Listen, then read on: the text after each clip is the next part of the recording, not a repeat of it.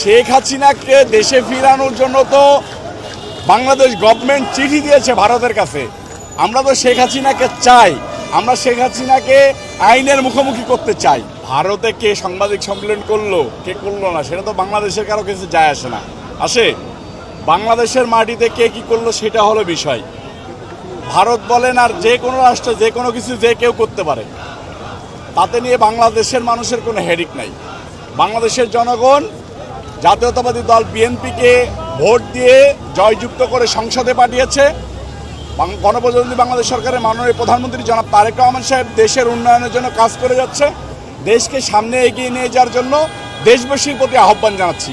কে কোন জায়গা থেকে কী বললো সেই ফালতু আলাপ নিয়ে মানুষের ঘুম হারাম না করার জন্য আহ্বান জানাই এবং এগুলার পাত্তা নেওয়া দেওয়ার জন্য আহ্বান জানাই। দেখেন, আমি মেজরিটি মানুষের কাছে দেখলাম যে শেখ হাসিনা দেশে ফিরতে চেয়েছে, শেখ হাসিনা দেশে ফিরতে চেয়েছে, এইটা নিয়ে মানুষের অনেক বেশি কথাবার্তা আপনারা সাংবাদিকরা একটু বলতেছেন। শেখ হাসিনাকে দেশে ফিরানোর জন্য তো বাংলাদেশ গভর্নমেন্ট চিঠি দিয়েছে ভারতের কাছে। আমরা তো শেখ হাসিনাকে চাই, আমরা শেখ হাসিনাকে আইনের মুখোমুখি করতে চাই। তখন আইন সিদ্ধান্ত নেবে যে শেখ হাসিনা কি দোষী নাকি নিরপরাধ। যদি সে দোষী হয় শাস্তি ভোগ করবে, যদি নিরপরাধ হয় তাহলে সে খালাস পাবে সব কিছুতে। বাংলাদেশের জনগণ তাকে চায়, শেখ হাসিনাকে চায়। শেখ হাসিনার আশার অপেক্ষায় বাংলাদেশের জনগণ নাই। বাংলাদেশের জনগণ চাচ্ছে যে শেখ হাসিনা আসুক। এই জন্য বাংলাদেশ গভর্নমেন্ট চিঠি দিয়েছে শেখ হাসিনাকে দেশে আনার জন্য। আমি এইকে নিয়ে কোনো কথা বলতে চাই না, এইসব লেভেলে আমি নামতে চাই না।